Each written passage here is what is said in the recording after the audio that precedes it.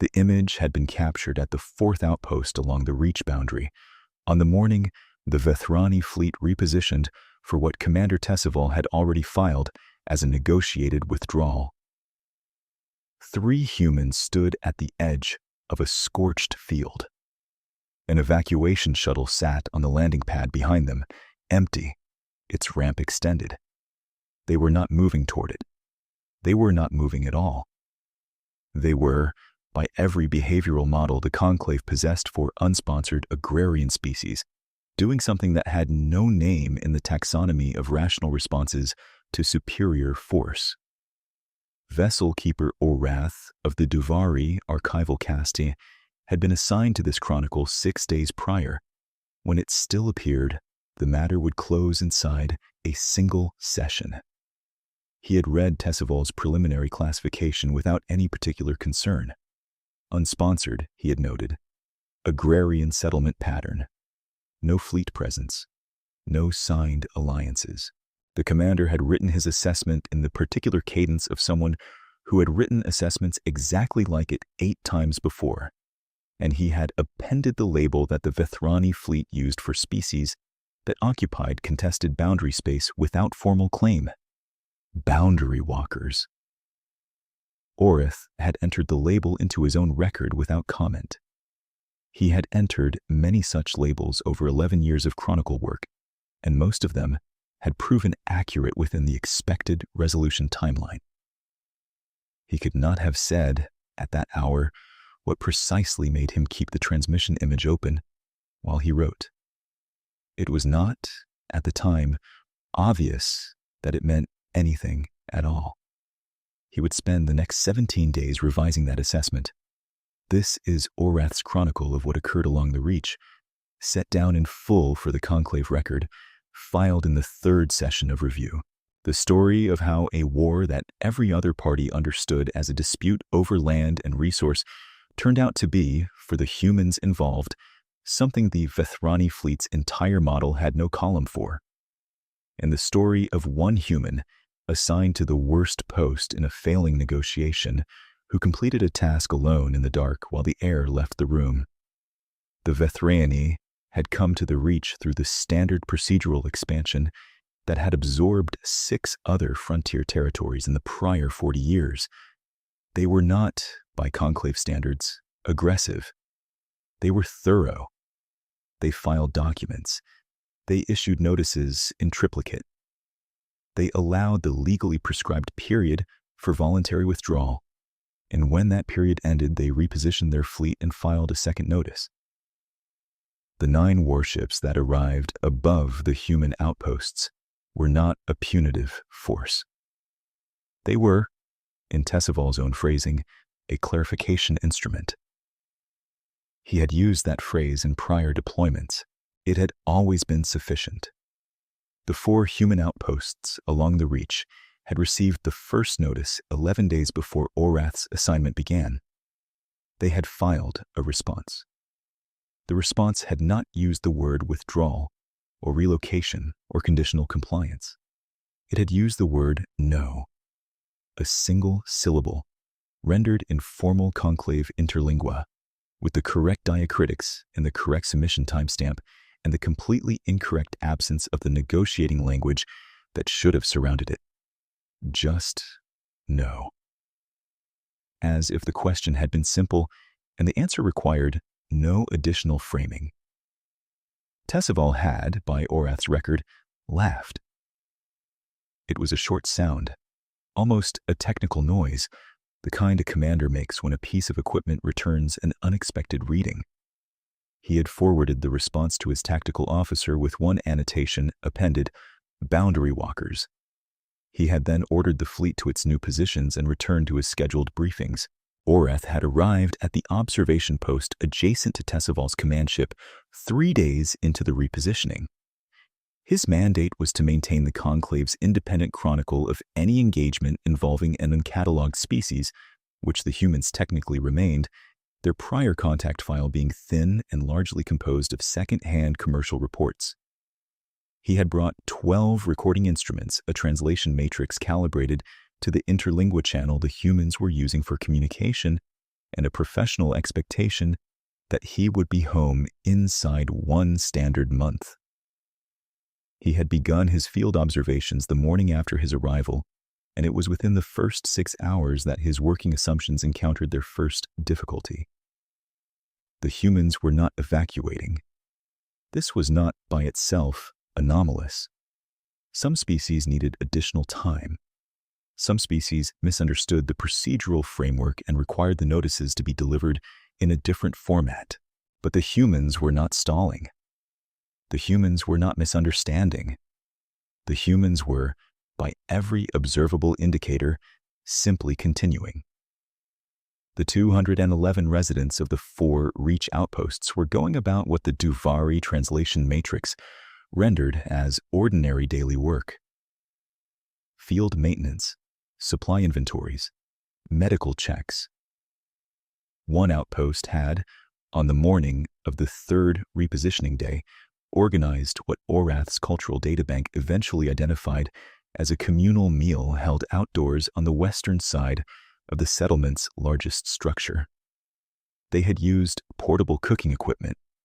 They had used what appeared to be a manual sound generation device played by a person seated on a crate at the meal's edge. They had, by Orath's sensor logs, stayed outside for 2.5 hours. This was the first thing Orath recorded that he did not have an entry for in his working taxonomy. He had observed many species under displacement pressure. He had logged their behavioral signatures, the contraction, the accelerated resource movement, the reduction of non-essential activity, the biological indicators of sustained threat response.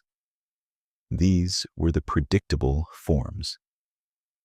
Every species in the prior record had, under these conditions, ceased the activities that did not directly serve survival.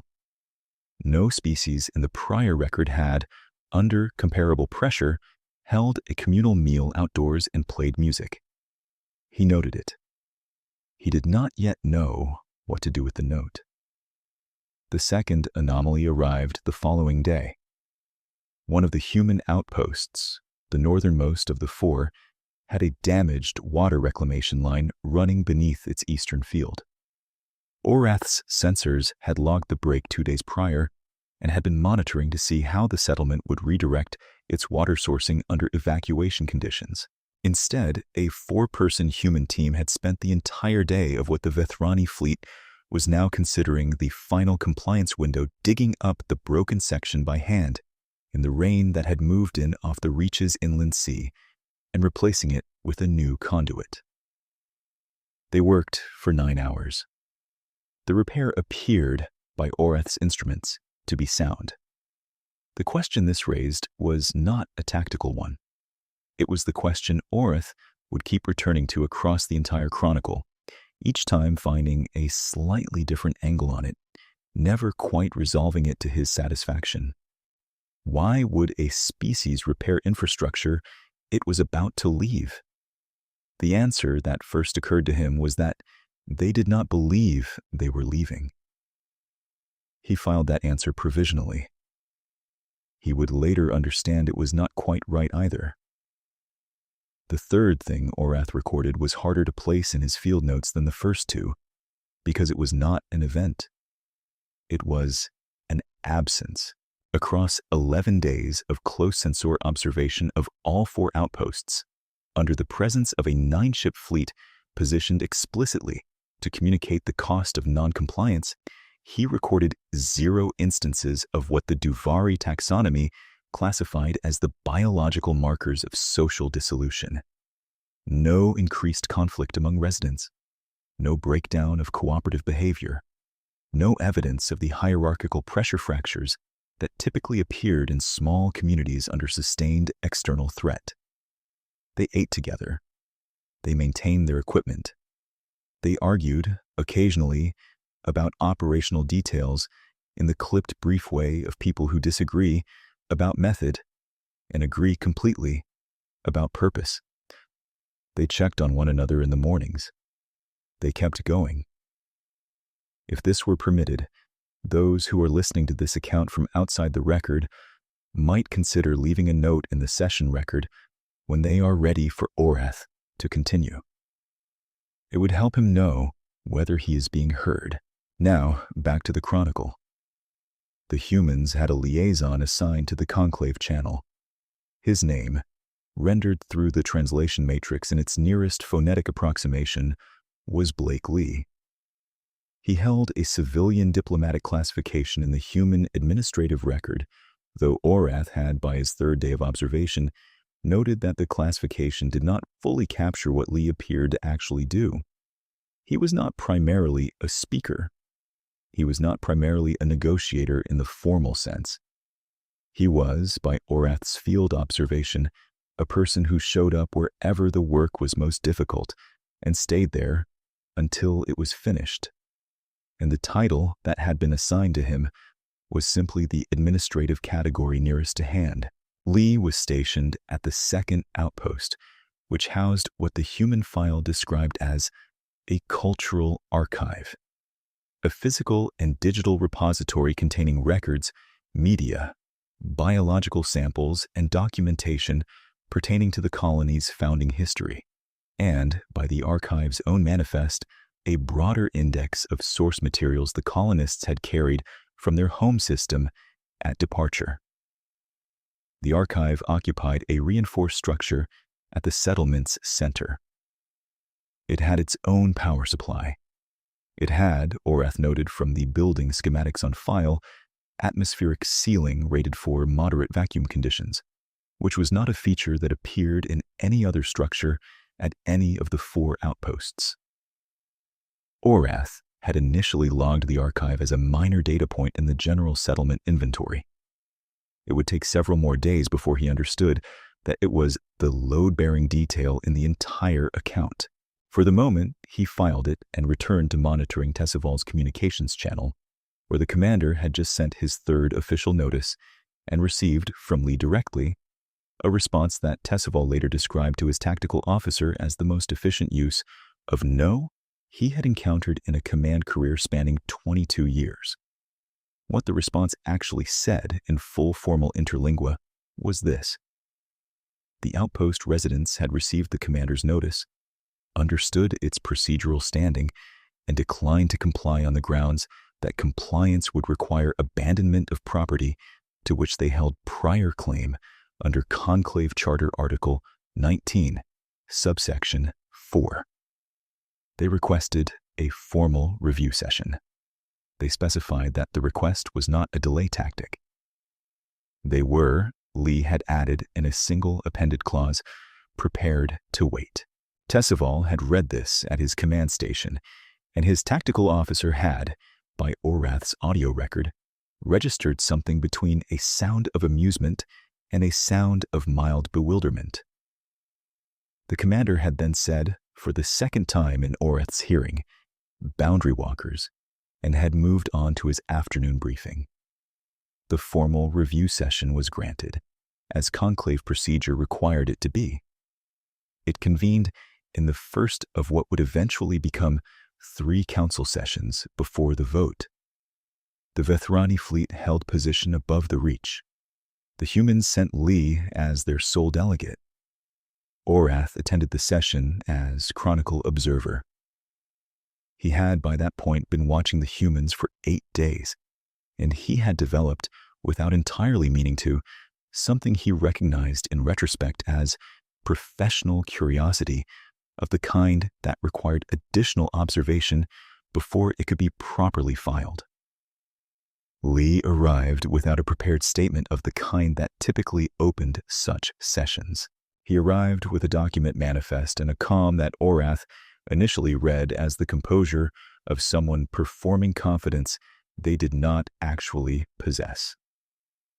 He revised that reading within the first 20 minutes. Lee spoke without excessive preamble. He laid out the settlement's position in procedural terms. Prior occupation dating back 14 years before the Vethrani boundary claim, resource development of record, infrastructure investment of documented value. He cited the charter article correctly. He cited the supporting precedents correctly. He answered Tessival's counter-arguments with the specific diction of someone who had read the counter-arguments before they were made and had decided in advance exactly how much of his response each one deserved. Tessival sat across the session table from him with the particular posture of someone who is losing an administrative exchange but does not yet believe the administrative exchange is the real contest. The Vethrani model for these sessions was clear in his bearing. The paperwork would sort itself out, and the fleet above the atmosphere was the actual sentence, and the session was a courtesy extended to species that needed the form of a hearing before accepting the substance of the outcome. At the session's second hour, Tessival had invoked the fleet's positional rights under the boundary doctrine and asked with the careful courtesy of someone asking a question whose answer they already know, what the human settlement intended to protect that was worth the cost it was about to incur. Lee had looked at his document folder for a moment. Not long. 2 or 3 seconds. Then he looked back across the table and said, "The archive." Tessival had nodded as if this were a comprehensible answer of the kind he had heard before. It was not, by Orath's read of the session, a comprehensible answer to him at all. He appeared to process it as a rhetorical position, a way of framing the dispute as culturally significant in order to invoke charter protections. He moved on. He did not ask what the archive contained. He did not ask why the archive was worth this particular cost. These were, from inside his model, not the relevant questions. Orath made a note in his field record. He did ask himself, though he did not ask it aloud. He pulled the archive manifest from the settlement documentation and began reading it that evening, after the session closed without resolution. The manifest was long. It was organized in a way that suggested the person who had structured it cared about its structure as something more than administrative necessity. The biological samples had notes attached to species names. The media files had dates and names cross-referenced to colony founding records, and near the middle of the manifest, under the heading of personal correspondence, archived, Orath found a small cluster of files tagged with a single name. The name was Yara Lee. He did not open the files. It was not his function to open them, and he was careful about function. But he looked at the tag for a long time, and the next morning, when he reviewed his field notes on Blake Lee, he found he was reading them with a different weight than he had brought to them the day before. The second council session convened 4 days later and resolved nothing. Tessival had arrived with a new argument rooted in resource survey data and had pressed it with the confidence of someone who had used survey data arguments successfully in prior deployments. Lee had responded with the same procedural precision and the same economy of words and the same absence of the agitation that the Vethrani model predicted a species in a losing position would display. The session closed with Tessival filing a notation that the boundary walkers were proving resistant to the standard resolution timeline, and with a request to the conclave for an extended compliance mechanism. The extended compliance mechanism was a documented Vethrani option. It had been used twice before against species that proved procedurally obstructive. It authorized the fleet to take physical action against the contested territory's secondary infrastructure, meaning the cultural and archival structures of the settlement, not its inhabited zones, as a means of compelling movement. It had, in both prior deployments, worked. The species had moved. Orath had read the files on both prior deployments. He had noted them as outcomes. He had not, until now, thought about them at all beyond their categorical usefulness as precedent data. He read them again that night, and he found that what had previously seemed like clean, procedurally correct outcomes now had an edge to them that he had not registered before. the extended compliance mechanism was approved at the start of the third council session. Tessival announced it at the session's opening, before the procedural formalities had concluded.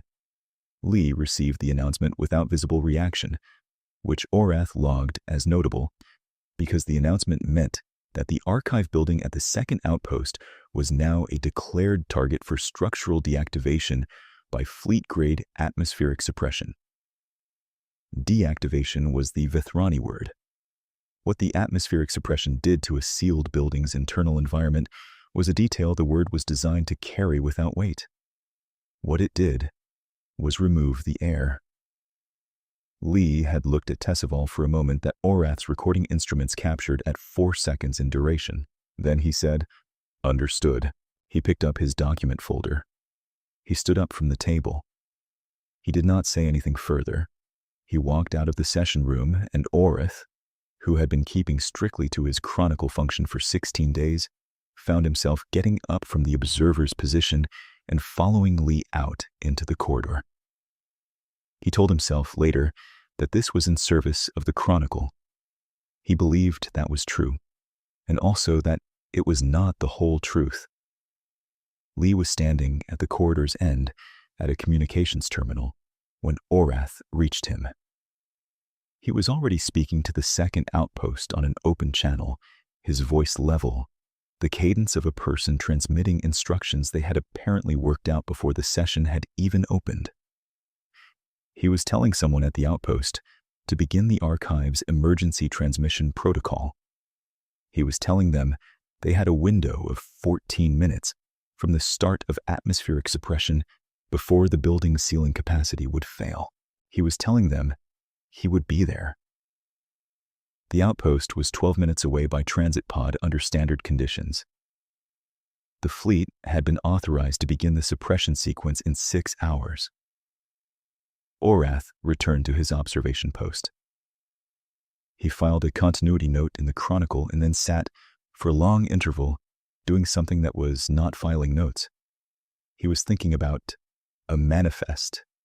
He was thinking about a name inside a manifest.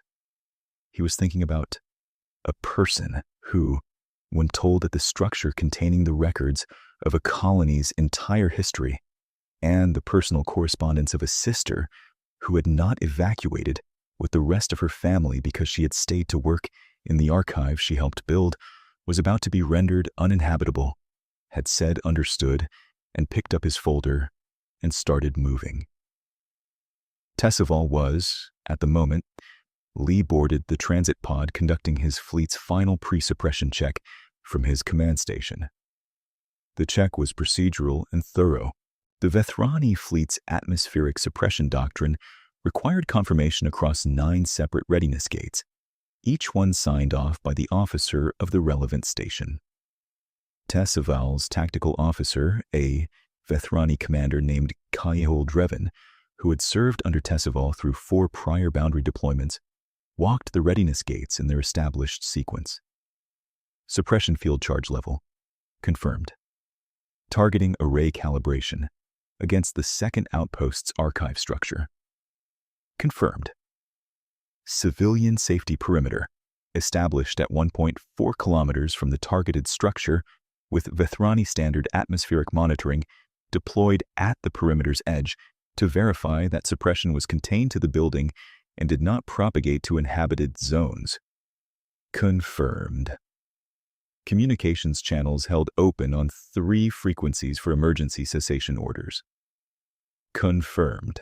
The remaining 5 gates were technical, internal to the fleet's operational systems, and Dreven signed each one with the same flat efficiency he brought to all readiness checks. He had been signing off Vethrani fleet readiness gates for 19 years. He had not, in those 19 years, witnessed a suppression sequence that did not produce the procedural compliance the doctrine had been designed to produce. He did not expect this one to differ. Dreven did, however, raise a single procedural query at the 7th gate.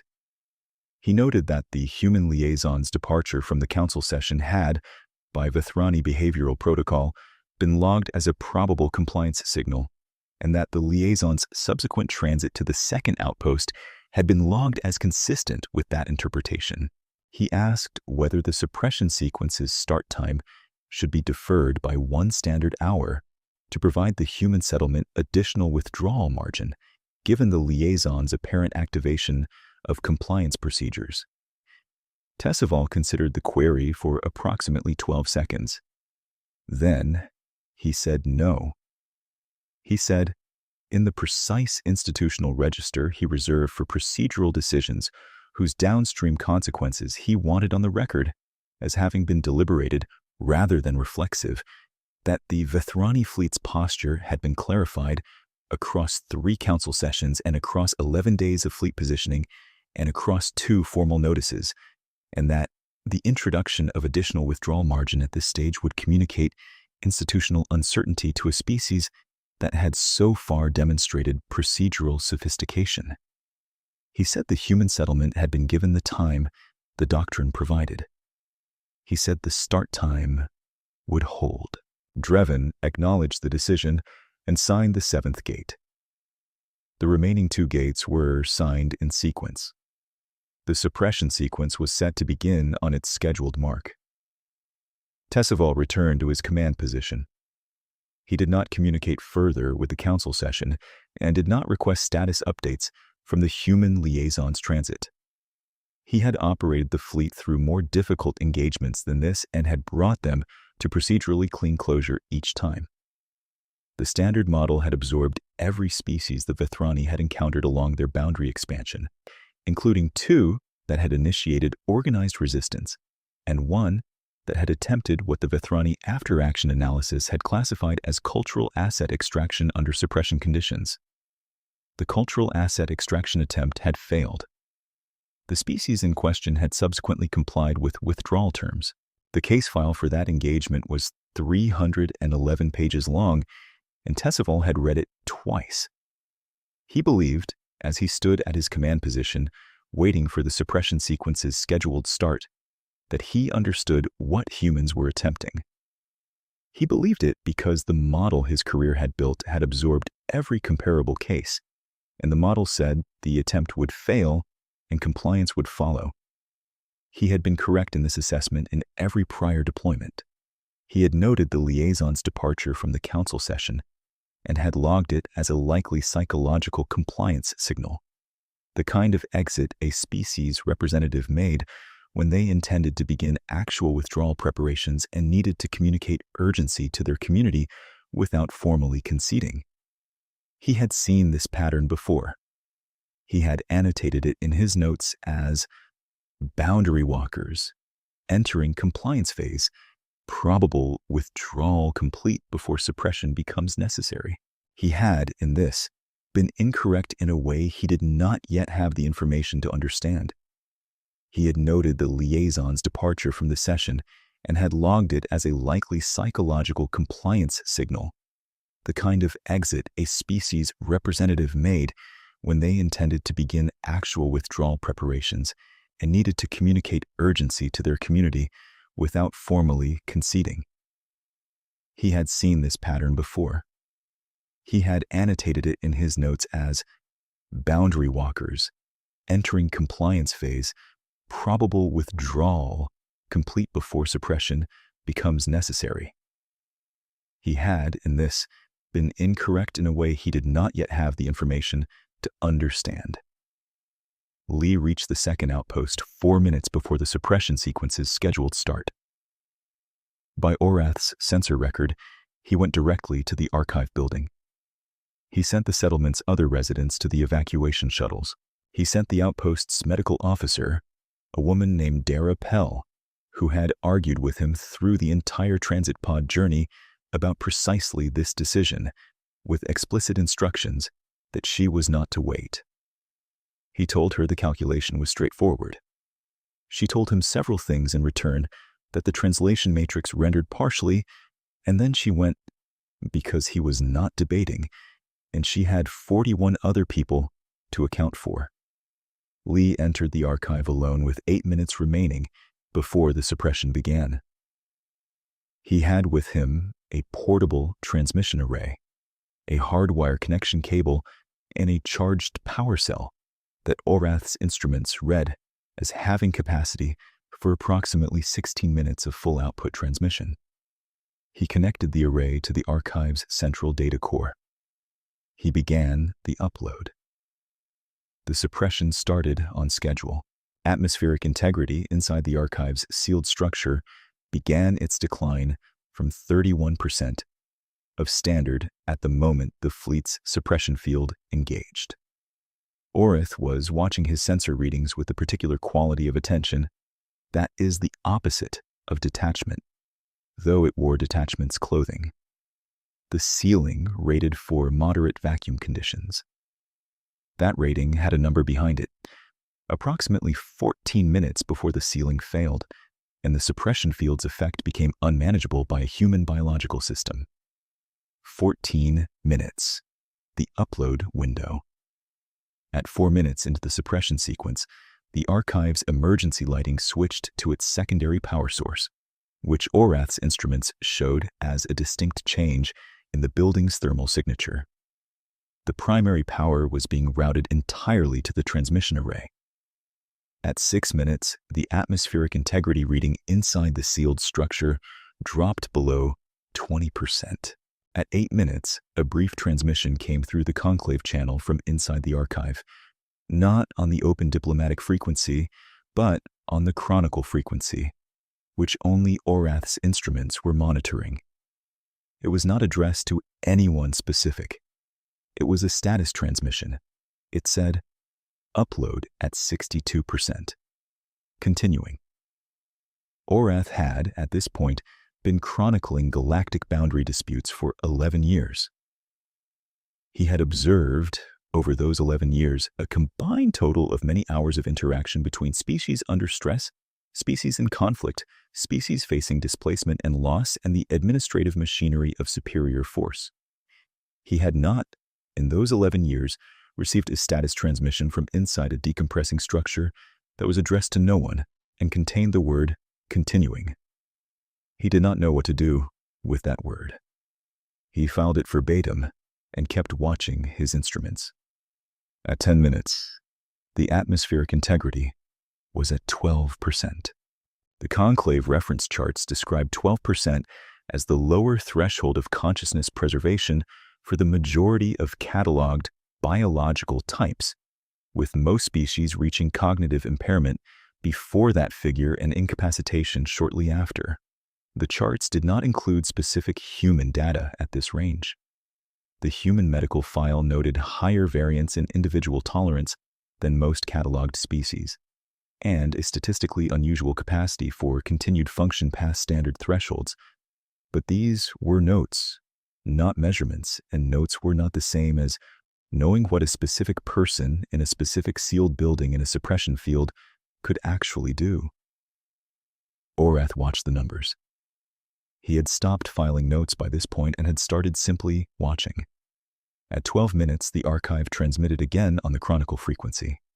91%.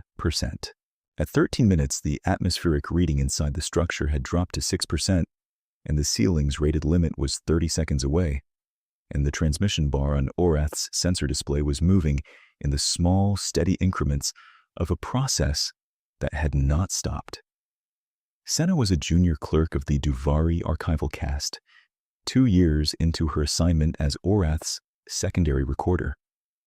She was 23 years old and had taken this posting specifically because it was a field assignment, which were competitive, and she had wanted the credit toward her advancement record. She had spent most of the preceding 17 days maintaining the sensor logs and flagging items for Orath's primary review. She was at her recording station when the atmospheric integrity reading inside the archive reached 4%, and she was watching the transmission bar with the focused stillness of someone who has understood what they are watching and cannot look away.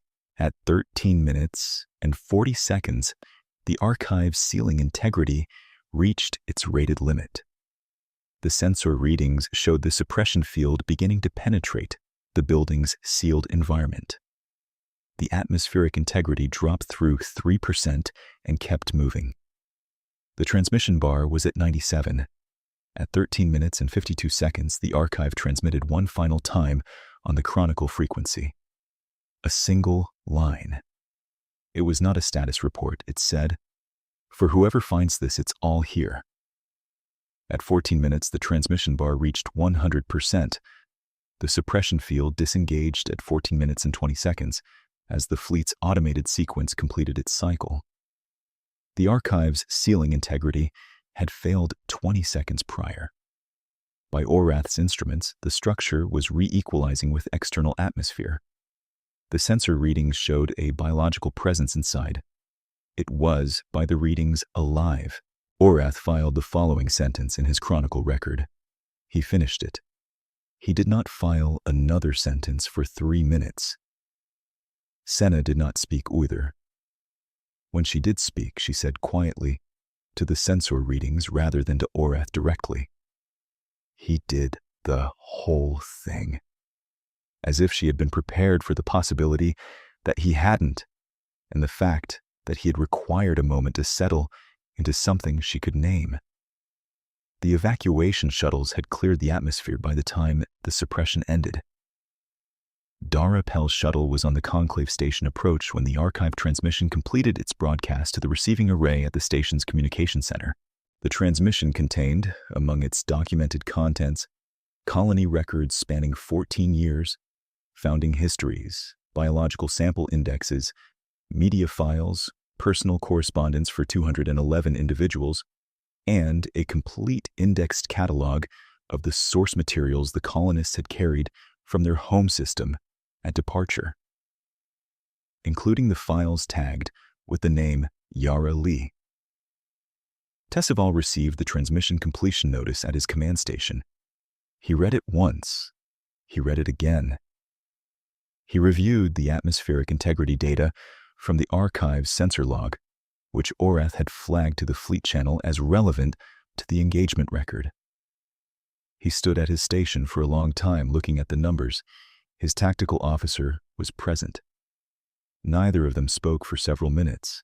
Then Tessival said, in a different register than the one he had used for the phrase's 2 prior appearances, a register Orath recognized as the particular cadence of someone revising a working model in real time. I called them boundary walkers. His tactical officer did not respond. There was not, by Orath's audio record, anything to say. The third council session convened 2 days later, after Lee had been recovered from the archive structure and cleared by medical, which had taken longer than Lee had seemed to think necessary, and which Dara Pell, by all accounts, had treated as an opportunity to enumerate her objections in detail. He arrived at the session with his document folder and the same economy of manner, and if he moved somewhat more carefully than he had moved at the prior 2 sessions, it was not a thing he referred to or appeared to consider relevant. Tessival arrived without the bearing he had carried into the first 2 sessions. He was still a fleet commander. He was still, formally, the more powerful party in the room.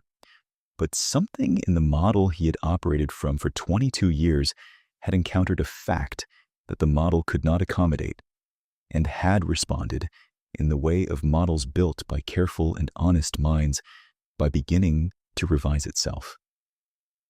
He looked across the table at Lee and did not use the label he had used before. He did not use any label. He used the man's name. He said, "We are prepared to recognize the prior claim under Charter Article 19 and to petition the Conclave for a protected culture designation on behalf of the Reach settlements pending their formal application." Lee said, "The settlement residents will want the application in writing before they return." Tessival said, "That is understood." The conclave vote was held at the 3rd session's close. Protected culture signatory designation required a 2/3 majority of the current session's representatives. The vote passed on the first count. Orath recorded the result in the Chronicle file and appended the specific vote figures as the record required.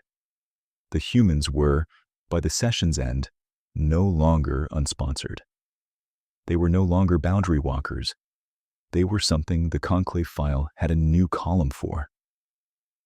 The Reach Outpost residents returned over the following 3 days.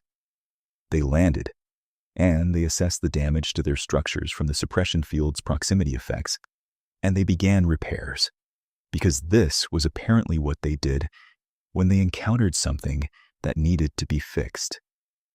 The water reclamation team from the North Outpost was back at work the morning after their return. Orath logged this without comment and found that the absence of comment was itself a kind of comment. Blakely filed his post-session report from the second outpost on the 4th day after the return. He filed it in the same procedural register he had used throughout the preceding 3 weeks. He noted the treaty terms. He noted the protected culture designation. He noted the archive's transmission record, confirmed received by the station array, confirmed intact by the archive's own index verification. He did not note what it had cost to complete the transmission, because that was not a thing the report format had a field for, and Lee did not appear to be a person who added columns that the form didn't ask for. Senna had, by that time, been reviewing the archive's transmitted contents at Orath's request, verifying the index against the reception log. She was at her station when she reached the personal correspondence section of the transmitted files.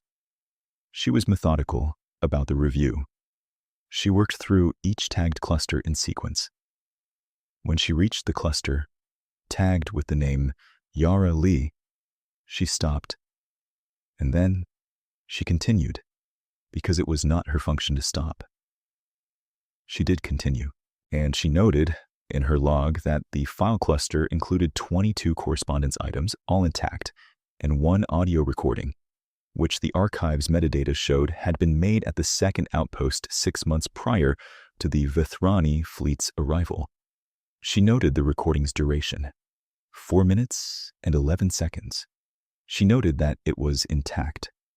She did not note what the recording was of, because the Chronicle record was not the place for that. But she logged the item with a flag that Orath would understand, and when he reviewed the log that evening, he sat with the flag for a long time before moving past it.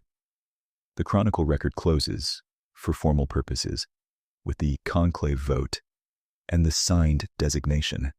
But Orath's practice as an archivist was to include, at the end of formal accounts, a personal assessment note for the benefit of whoever reviewed the record in later years, when the events themselves had receded and what remained was the shape of the thing. His assessment note for the Reach Chronicle read in part as follows: The Vethrani fleet operated from a model of all prior conflicts involving boundary claims, which had, without exception, been disputes about territory. Orath had operated from the same model in the first days of his observation. The humans had known something neither the fleet nor the archivist had understood at the outset, which was that they were not there to defend land. They were there to defend what was on the land, and the distinction was not one the available taxonomy had a clean entry for. A species that repairs its infrastructure in the rain, that holds communal meals under a fleet's shadow, that sends one person into a decompressing building with a transmission array and 16 minutes of power because the files inside are the actual irreplaceable thing and the territory is only the address where the files are kept. He paused here in the note, which Senna could see by the timestamp gap, and then he wrote one more sentence, which was not in the clinical register he had held for 31 days of Field Chronicle. He wrote, I have been cataloging species for 11 years, and I did not have a column for this. Senna was the one who transmitted the completed chronicle to the conclave receiving station. She logged the transmission on the standard dispatch form, noted the file size, confirmed the delivery timestamp. Before she closed the form, she paused at the notes field, which was optional, which archivists almost never used for anything except administrative clarifications. She wrote, The archive is still transmitting. They set it to broadcast on the open channel after the upload. It has been broadcasting for 9 days. If you tune to frequency 7.44 on the conclave band, you can hear it. She sent the form. She closed her station for the night shift. She walked to the observation post's main viewport and looked at the reach below. The 4 outpost lights, small and amber, on the dark continent. The orbital geometry above them, empty now. No fleet crescent. Nothing between the lights and the open sky. The archive's broadcast had been running for 9 days and showed no sign of stopping. At the transmission's current signal strength, the conclave's technical office had estimated it would be receivable across a range of approximately 40 light-years. 40 light-years was, by current mapping, 12 inhabited systems, 9 of which had conclave signatory status, and 3 of which were uncatalogued. All 12 would, in time, encounter the broadcast. They would hear the colony's history in the humans' own voices, and the biological sample indexes, and the founding records, and whatever was on the audio file that Senna had flagged and not opened. The light from a small archive on an unremarkable colonial settlement, carrying everything a community had thought worth keeping, moving outward at the speed all signals move. Senna had left the broadcast frequency in her log. It was still on.